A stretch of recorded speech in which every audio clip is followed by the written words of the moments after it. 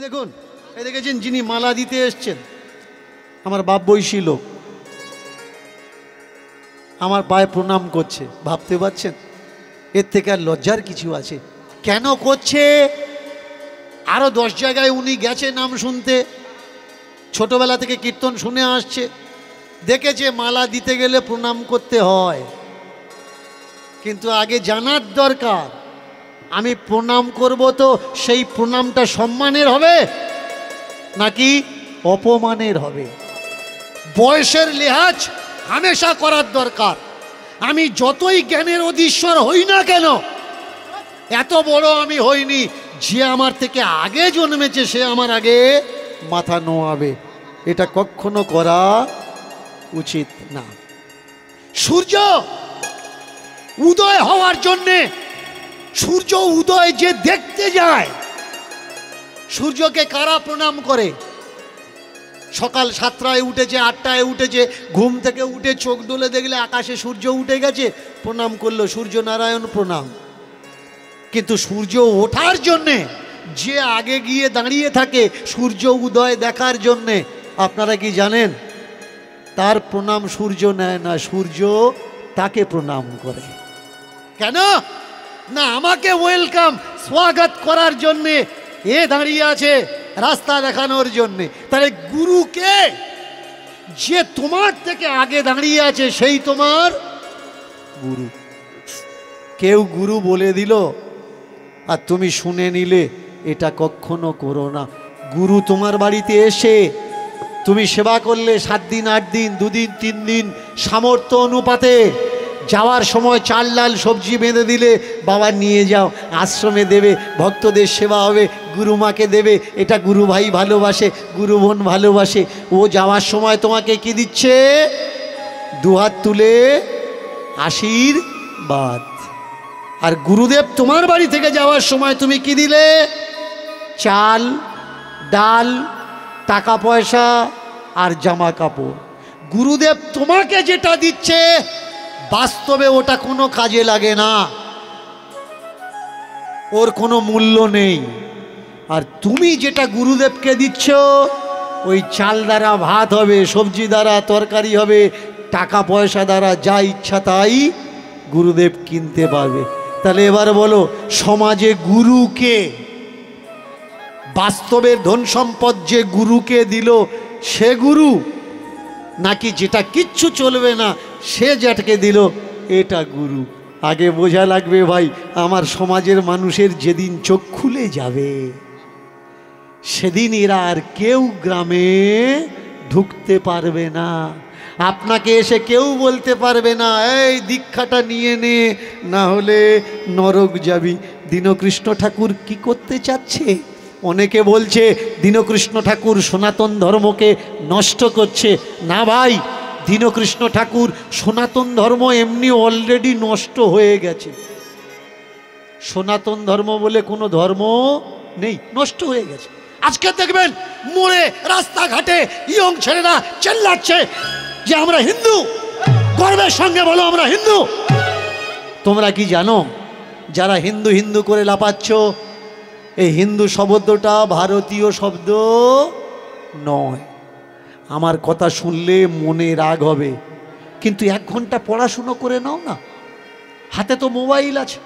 রামায়ণ, গীতা, ভাগবত, পুরাণ, অষ্টাদশ ধর্মগ্রন্থ, উপনিষদ, বেদান্ত কোথাও দেখাতে পারবেন হিন্দু শব্দটা আছে? দেখাতে পারবেন না। গীতাতে দেখবেন কৃষ্ণ কখনো বলেছে আমি হিন্দু, আমি হিন্দুদের দেবতা, হিন্দুদের ভগবান। রামকে বলতে শুনেছেন আমি হিন্দু। এখানে আর্য শব্দের অনার্য শব্দের উপয়োগ হয়েছে, কিন্তু হিন্দু শব্দের নয়। এই হিন্দু শব্দটা পার্সিয়ানদের দেওয়া একটা গালাগালি, অন্য দেশের মানুষের দেওয়া গালাগালি। আমরা মাথা পেতে নিয়ে বলছি, গর্বের সঙ্গে বলো আমরা হিন্দু। পারস্য থেকে এসেছেন রাজারা, অনেকে বলেন সিন্ধু নদীর তটে ওরা এসেছে, সিন্ধুকে স উচ্চারণ করতে পারত না, ওরা হ উচ্চারণ করত। তাই সিন্ধুকে সিন্ধু না বলে ওরা হিন্দু উচ্চারণ করেছে। এটা সম্পূর্ণ ভুল তথ্য। কারণ পারস থেকে যারা এদেশে এসেছিল, পার্সিয়ান থেকে, তারা কারা? তারা মুসলমান। ভালো করে বিচার করবেন আমার কথাগুলো। তারা কি? মুসলমান। আর এই মুসলমানরা তারা যে ধর্ম পালন করে সেই ধর্মের নাম কি? ইসলাম। মুসলমানের ভিতরেও দন্তেশ্ব আছে, ইসলামের ভিতরেও দন্তেশ্ব আছে। তাহলে সিন্ধু প্রথম দন্তেশ্বকে যদি ওরা স উচ্চারণ না করে হিন্দু উচ্চারণ করত, তাহলে মুসলমানকে ওরা মুহালমান কেন বলেনি? ইসলামকে ওরা ইহলাম কেন বলেনি? কারণ যে তথ্য তোমাকে দেওয়া হয়েছে আরবি টু বাংলা ডিকশনারি ট্রান্সলেশন দেখে নাও। হিন্দু শব্দের অর্থ হচ্ছে কালা, চোর, ভীরু, কাপুরুষ। এটা আমার মুখের কথা নয় ভাই। তোমরা যারা আজকের বলছো গর্বের সঙ্গে বলো হিন্দু, বলতে পারো এ শব্দটা তো বিবেকানন্দ আমাদের দিয়েছেন। গর্বের সঙ্গে বলো হিন্দু, এ কথাটা কে বলেছে? স্বামী বিবেকানন্দ। এমনি এমনি বলেনি, অনেক জ্বালায় কথাটা বলেছে। কেন জানেন? বিবেকানন্দ রচনা সমগ্র পড়ে নেবেন, তাহলে বুঝতে পারবেন। আমেরিকার চিকাগো থেকে যেদিন ভারতের মাটিতে তিনি পা রেখেছেন, তাকে স্বাগত করার জন্য কিন্তু কেউ যায়নি। কেন জানেন? নিজ জাতের ছেলে বলে। আজকের আমার সমাজ হিন্দু হিন্দু হিন্দু করে লাফাচ্ছে। বলুন তো, আমরা যদি হিন্দু হই, বলতে পারবেন হিন্দুকে? ব্রাহ্মণ হিন্দু না। ব্রাহ্মণ তার কাগজে কি লেখে? ব্রাহ্মণ লেখে। যদি আমার কথা মিথ্যে প্রমাণ করেন, আমি ক্ষমা চেয়ে নেব। দেখবেন যখন কাস্ট লেখা হচ্ছে, কোনো নার্সিংহোম, কোনো হসপিটালে আপনি ভর্তি করেছেন আর সে মারা গেছে, ডেথ সার্টিফিকেট দরকার, রিলিজন কি লেখে? আপনি লিখবেন হিন্দু। কিন্তু ব্রাহ্মণ কি লিখছে? হিন্দু লিখছে না, ব্রাহ্মণ লিখছে ব্রাহ্মণ। তাহলে আমাদের ধর্মটা যদি হিন্দুদের ধর্ম হবে, আমরা যদি হিন্দু হব, মন্দির কাদের? হিন্দুদের মন্দির।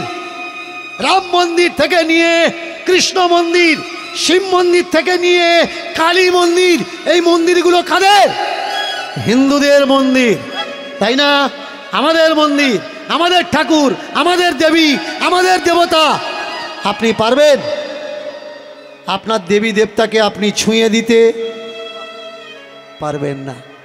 আপনি যখনই ছুঁইবেন, ওই দেবতাটা অশুদ্ধ হয়ে যাবে, অসৌজ হয়ে যাবে।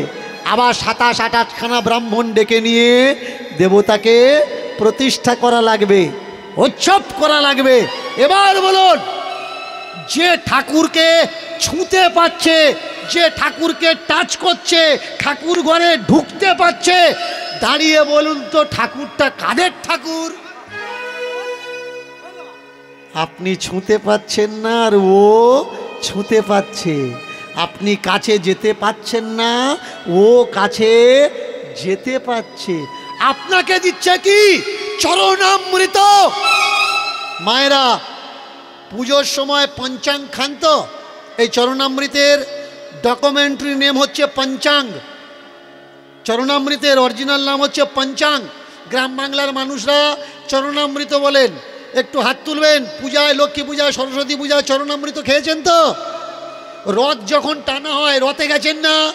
রথে যে দাঁড়িয়ে থাকে, ওই বড় গামলায় করে গুলে নিয়ে দেয় চরণামৃত, খেয়েছেন না? চরণামৃত কি কি দিয়ে তৈরি হয় জানেন? কি কি দিয়ে তৈরি হয়? পঞ্চগব্য দিয়ে। তার সঙ্গে দেওয়া হয় চিনি, তার সঙ্গে দেওয়া হয় কর্পূর। কখনো গুগলে সার্চ করে দেখবেন, কর্পূর খেলে শরীরের উপকার হয় না অপকার হয়। আপনি টাকা দিয়ে কর্পূর গোলা আর পঞ্চগব্য, পঞ্চগব্যের ভিতরে গরুর প্রস্রাব থাকছে, গরুর গোবর থাকছে, গরুর দুধ থাকছে। তাহলে এবার বলুন, আপনি টাকা দিয়ে 1 চামচ কি খেলেন? গরুর প্রস্রাব, কর্পূর ধোয়া জল, চিনি ধোয়া জল। আপনি খাচ্ছেন, শুধু খাচ্ছেন না, আবার খেয়ে মাথায় মুছে নিচ্ছেন। আমি জানি না এদিকের মায়েরা মাথায় মোছে কিনা, অনেকে মাথায় মোছে, অনেকে এরকম করে মুছে নেয়, নেয় তো। এবারে বলুন, চরণামৃত যদি সব থেকে ভালো জিনিস হবে আর উপকারী জিনিস হবে, যে চরণামৃত তোমাকে গুলে খাওয়াচ্ছে, ওকে দেখেছেন কখনো চরণামৃত খেতে? কবে জ্ঞান হবে? এর জন্য দরকার কাদের? দরকার আপনার। কারণ আপনি মন্দিরের ভিতরে ঢুকে আর মন্দিরের বাইরে থেকে প্রণাম করছেন চোখ বন্ধ করে। মায়েরা, ঠাকুর ঘরে যখন প্রণাম করেন চোখ বন্ধ করে করেন না চেয়ে চেয়ে করেন? কখনো বিচার করে দেখেছেন যে চেয়ে প্রণাম করার দরকার না চোখ বন্ধ করে প্রণাম করার দরকার? মামার বাড়িতে গেছেন, দাদুকে প্রণাম করছেন চেয়ে চেয়ে, দাদু ভালো আছেন তো? দিদিমাকে চেয়ে চেয়ে প্রণাম করছেন, দিদিমা ভালো আছেন তো? ঠাকুর ঘরে ঢুকে চোখ কেন বন্ধ করছেন? কারা যারা আমাদের চোখ বন্ধ করা শেখালো? এই ভক্তিটার নাম অন্ধ ভক্তি। ভক্তি যদি চেয়ে করতে হয়, ভক্তি যদি সত্যিই করতে হয়, তাকিয়ে তাকিয়ে ভক্তি করো। চোখ থাকতে কেন অন্ধ সাহায্য? কে বলেছে ঠাকুরকে ডাকার জন্যে আর কোনো মানুষের লাগে? গ্রামে দাঁড়িয়ে ওই মেয়ের বাবা, কর্মা ভাইয়ের বাবা বলে দিলে আমার যা ইচ্ছা আমি তাই করব। ঠাকুরকে আমি ভালোবাসি, ঠাকুরকে কিভাবে দেখব, কিভাবে পূজা করব, ওটা আমার ঠাকুর। তোমাদের বাড়িতে যখন অসৌজ হবে তখন তোমরা দেখে নিও তোমাদের বাড়ির ঠাকুর। আমার ঠাকুর আমার বাড়িতে অসৌজ হয়েছে বলে তাকে আমি না খাইয়ে রাখতে পারবো না। আজকে দুঃখের দিনে ঠাকুর ঘরে ঢুকবো না কেন? আরও তো আমি বেশি করে ঢুকবো। বলে দিলে কর্মাবাইয়ের বাবা, শোন রে ওরে মন, আর কি পাবি এমন রে তুই মানব জন। শোন রে ওরে মন, আর কি পাবি এমন রে তুই মানব জন। শোন রে ওরে মন, আর কি পাবি এমন রে মানব জন। শোন রে ওরে মন, আর কি পাবি এমন রে তুই মানব জন। ওরে মন, ওরে মন, ওরে মন, ওরে মন, ওরে মন, ওরে মন। শোন রে ওরে মন, আর কি পাবি এমন রে তুই মানব জন। শোন রে ওরে মন, আর কি পাবি এমন রে তুই মানব জন। দিনে দিনে দিন তোর তোর চলে ওরে যাবে, নিঃশ্বাস শেষ হলে পড়ে বডি রবে রে ভাই, পড়ে বডি রবে। নিঃশ্বাস শেষ হলে পড়ে বডি রবে রে ভাই, পড়ে বডি রবে। আমার নামে অহংকার কত করি হায়, যেখানে যাই টাকা পয়সার গরিমা দেখাই তাই। আর যেখানে যাই টাকা পয়সার গরিমা দেখাই তাই, যেখানে যাই টাকা পয়সার গরিমা দেখাই তাই।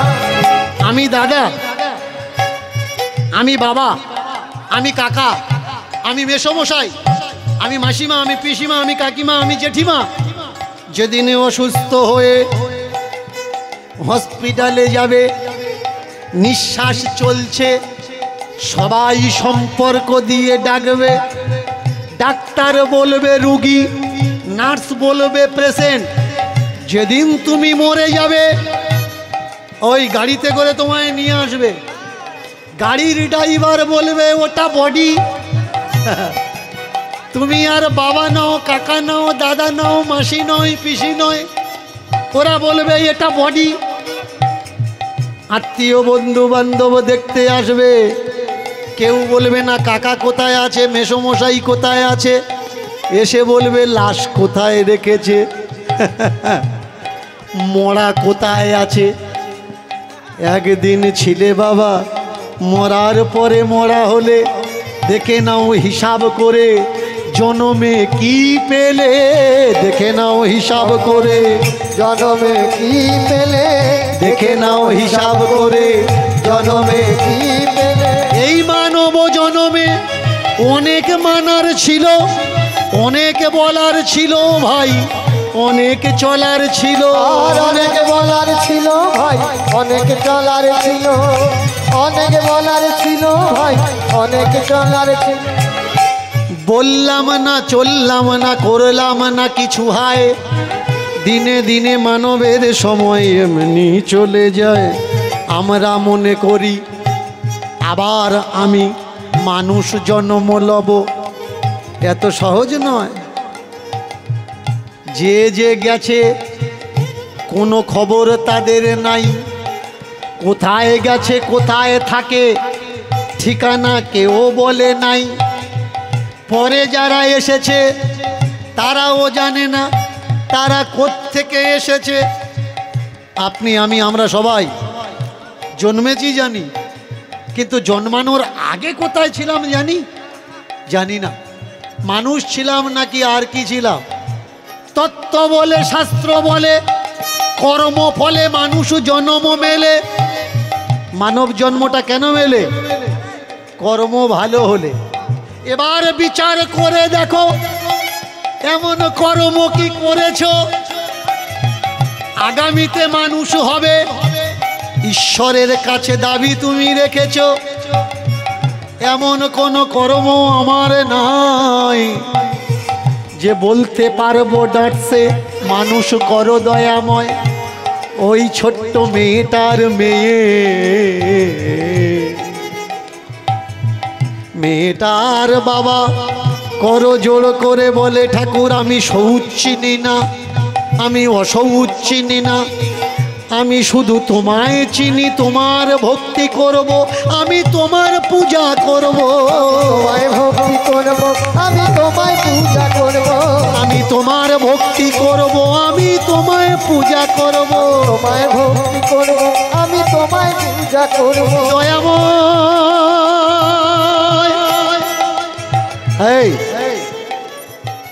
এই এক ঘুরে অসামাজিক লোক, ওর বউ মরে গেছে, ঠাকুর ঘরে ঢুকেছে। চল চল চল চল চল। পাড়ার লোক এক এক করে চলে গেল। একা স্ত্রীকে সমাধিস্থ করেছেন, একা স্নান করেছেন, রান্না বান্না করছেন, মেয়েকে খাওয়াচ্ছেন। একদিন নয়, পুরো 6টা বছর, 6টা বছর মেয়েকে লালিত পালিত করছে। বাবা যখন ঢোকে ঠাকুর ঘরে, 6 বছরের মেয়েটা বাবাকে ফলো করে, কিভাবে বাবা ফুল তোলে, কিভাবে বাবা পূজা করে, কিভাবে বাবা রান্না করে, কিভাবে খেতে দেয়, কিভাবে ঢোকে সে ঠাকুর ঘরে, কিভাবে ঢোকে সে ঠাকুর ঘরে, কিভাবে ঢোকে সে ঠাকুর ঘরে, কিভাবে ঢোকে সে ঠাকুর ঘরে, কিভাবে ঢোকে সে ঠাকুর ঘরে, কিভাবে ঢোকে সে ঠাকুর ঘরে। অনেক বয়স বাবার, কাঁদছে একদিন বসে তার ঘরে। ও বাবা কাঁদছো কেন? মারে টাকা পয়সা সব আছে, কিন্তু মনের স্বাদ একটু তীর্থ ঘুরবো। এখনো বল মা তুই তো একা, তোকে ফেলে আমি তীর্থে যাই কেমনে? কার কাছে রেখে যাব তোকে, কি আর নিয়ে যাব? কার কাছে রেখে যাব তোকে, কি আর নিয়ে যাব? কার কাছে রেখে যাব তোকে, কি আর নিয়ে যাব? কার কাছে রেখে যাব তোকে, কি আর নিয়ে যাব? কেউ যেন বলে তীর্থে মায়া থাকলে যেও না, মায়া সঙ্গে নিয়ে তীর্থে যেও না। তাই তো তুই তো আমার সংসার, একমাত্র মেয়ে তুই তো আমার মায়ার কন্যা, তোকে নিয়ে কি যাওয়া যাবে? যাওয়া যাবে না। হায় রে,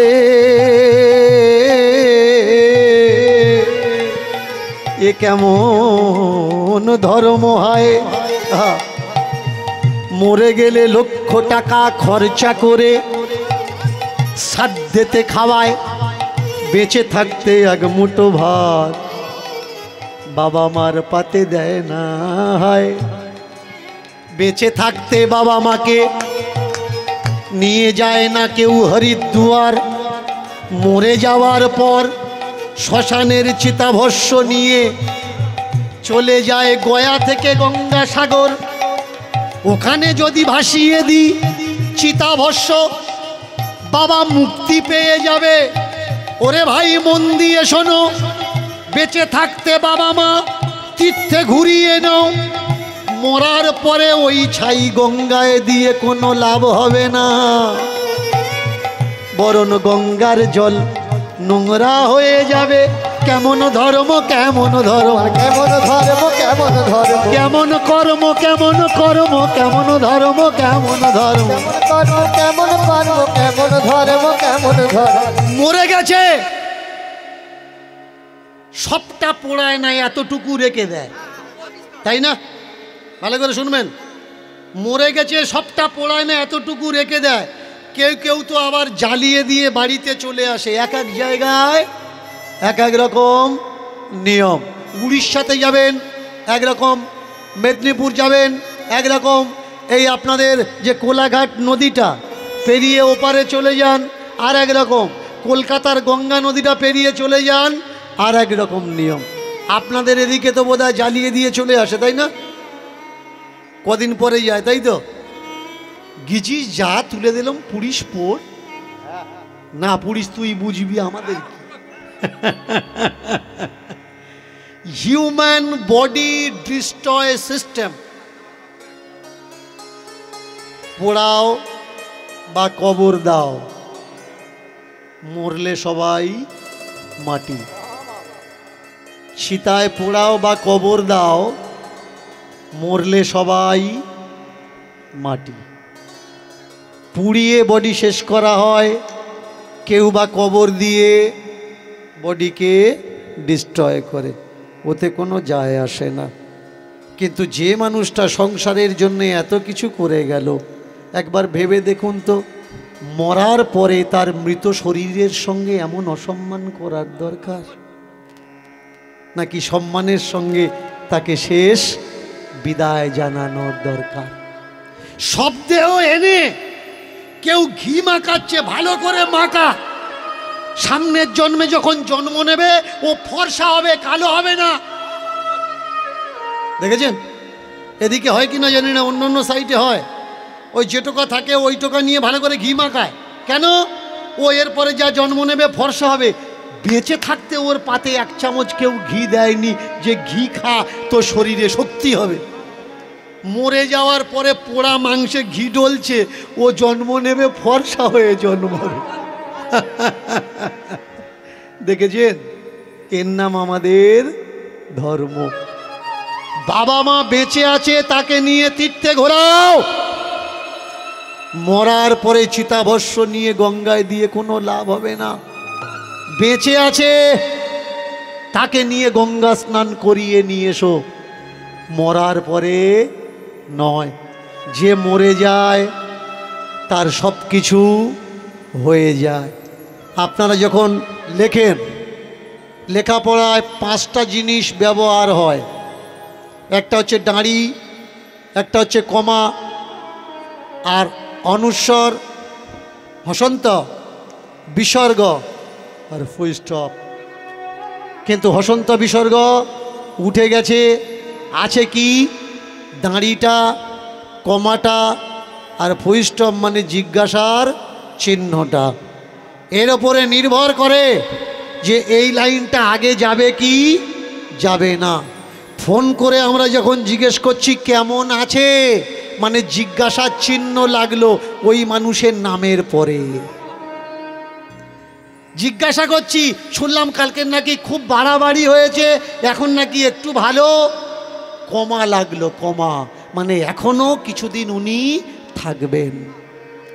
আর ফোন করে বলে দিল দাদা আর নেই, মানে দাঁড়ি টানা হয়ে গেছে, ওর পরে আর কিছু লেখা হবে না।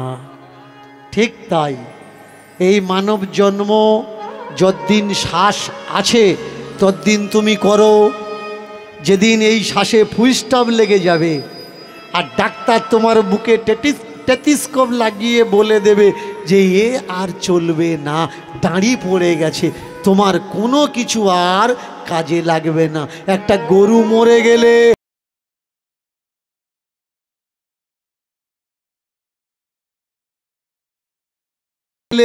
টাকা খরচা করে বাড়িতে আনা লাগবে, শ্মশানে নিয়ে গেলেও খরচা, পুড়িয়ে দিলেও খরচা, মরে যাওয়ার 1 মাস পরেও খরচা, শুধু খরচা আর খরচা, তার থেকে কিচ্ছু যায় আসে না।